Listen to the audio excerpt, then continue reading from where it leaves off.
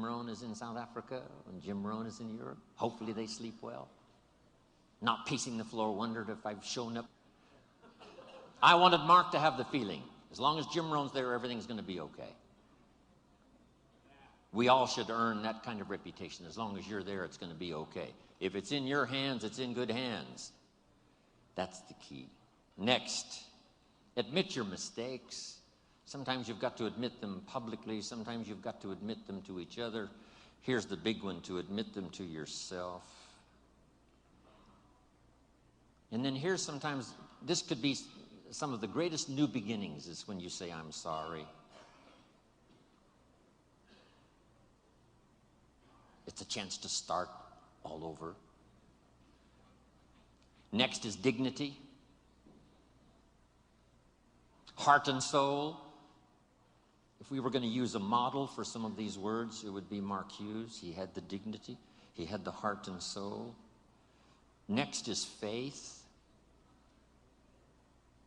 Faith in God, faith in others, faith in your family. A big one is faith in yourself. Here's one we all knew Mark for: class of spirit, class of manners, class that understands position, place. Here's a unique one, a touch of humility.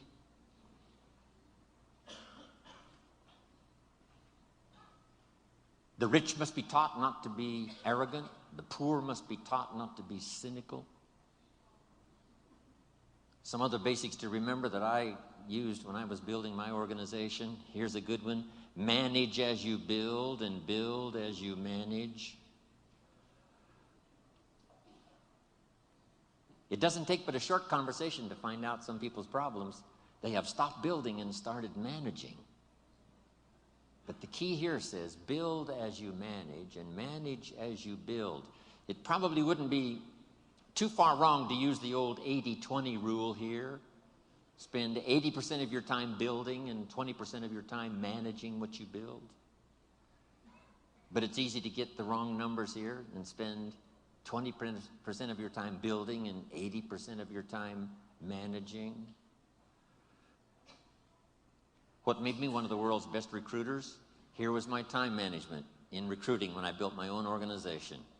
I spent about 75% of my time recruiting and 25% of my time training. It is easy to get the opposite numbers going and spend 25% of your time recruiting and 75% of your time training. Guess what pays the biggest money? Recruiting, talking to the next person. Talk to the next person. Talk to the person across the street.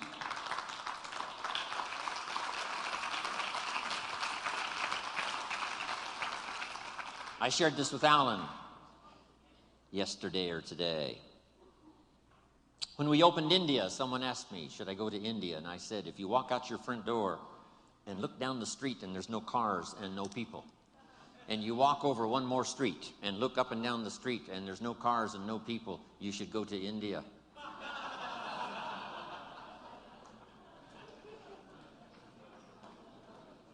Let me give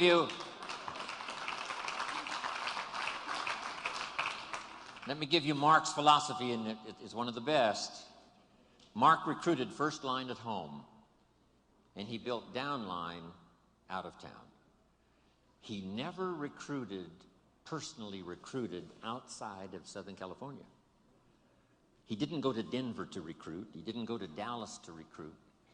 Right? He didn't go to another country to recruit. He recruited. All of the people he personally recruited were within his scope, where he was. Now, if somebody in Los Angeles knew somebody in Denver, and they got it going and got it started, then Mark made his trip to Denver, but not to recruit, only to advance the business. What a unique philosophy. And here's some of the wrap-up now. The philosophy that makes network marketing, Herbal Lifestyle really fly.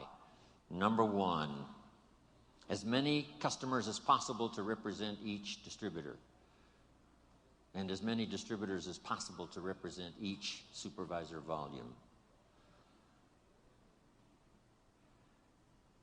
Next. This one helped save my life. Work with the people who deserve it, not the people who need it. Follow the example of life itself. Life was not designed for us to get what we need. Life was designed for us to get what we deserve. You don't receive a harvest because you need one. You receive a harvest because you planted one in the spring. And then here's one more, and I'm finishing. I got about 12 of these finishes.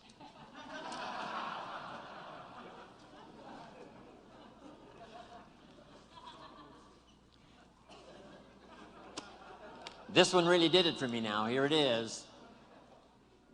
You can help 1,000, but you can't carry 3 on your back.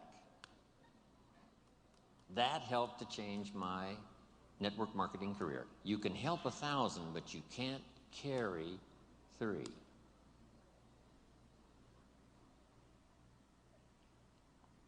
Now, if you were Anthony Powell, maybe you could carry 1. Maybe 2 if they were small persons. But as big as he is, difficult to carry 3. So have you got that one now? You can help 1,000, but you can't carry 3. Here's one of the things I learned that built my business. Put people on their own, give people responsibility, show them how to do their own thing as quickly as possible, as quickly as possible, as quickly as possible. Accept the responsibility for their own sales, accept the responsibility for their own customers, accept responsibility for building their own organization quickly, quickly. Yes, we lend a hand. Yes, they attend our meetings. Yes, they come to our training. But as quick as possible, put people on their own. It's what network marketing, it's what being in business for yourself is really all about. But it's easy to get trapped into spending too much time just helping or letting 2 or 3 climb on your back, use up all of your energy and time, and you have no more energy left for the 1,000 you could help. And now with Michael's help, we continue the journey. Here's the third promise Mark made to me. He said, if we do it right, and I want you to underline those words because in the future as well as in the past, we've got to continue to do it right.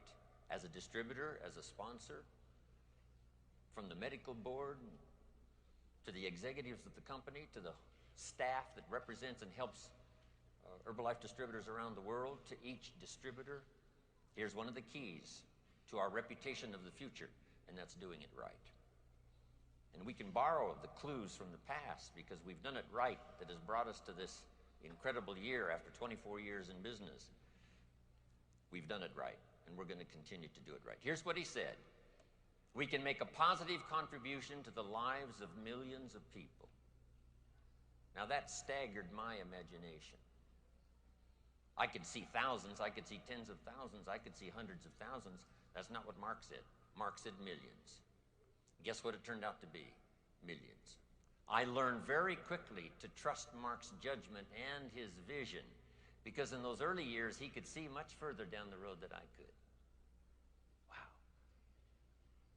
And over time, he affected me a lot more than I affected him. He taught me more than I taught him. It's true in the beginning, I was his mentor, counselor, advisor, friend, whatever. But over time, those years that I knew this extraordinary young man, he taught me more than I taught him. And it's true, with his partnership, we were able to reach and touch the lives of millions of people. What an extraordinary journey it's been for me. Now,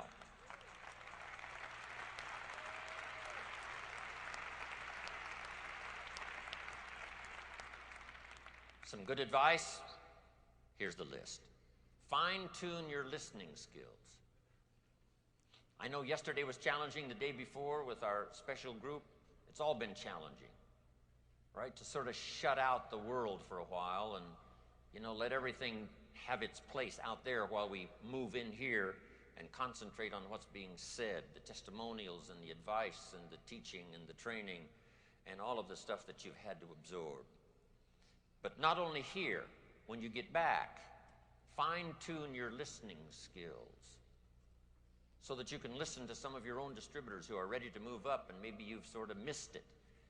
And now if you go home and say, I'm going to listen better now than I've ever listened before and see if I can't find some more leadership to gather up, help build the organization,